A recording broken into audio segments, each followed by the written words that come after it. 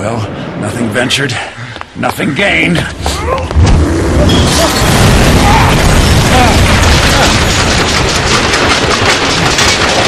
So Bioshock Infinite obviously is a follow-up to in the Bioshock franchise. We made the original Bioshock, Irrational Games did. And what we're doing with Infinite is we're basically bringing Bioshock to a whole new world. The game no longer takes place in the underwater city of Rapture. It's in it takes place in 1912 in a version of the world where America had built a flying city called Columbia.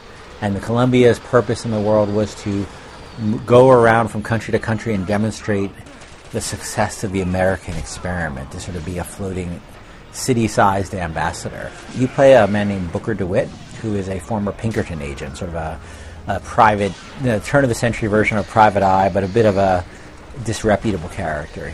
He's seen better days, and he is approached by a man who he owes a lot of money to, and basically that he's given an offer he can't refuse, which is to go to this city of Columbia, which has essentially seceded from the Union and has disappeared into the clouds.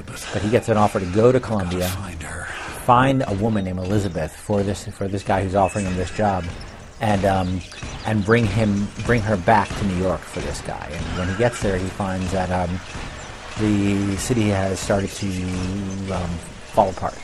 Promise me. I will stop him. That is an oath you cannot keep.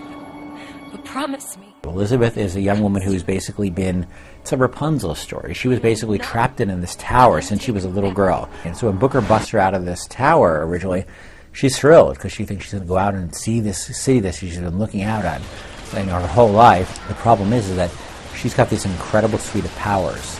And everybody in the city that's tearing itself apart, thinks Elizabeth is the solution to their problems. And so everybody wants Elizabeth, and she becomes the center of this conflict.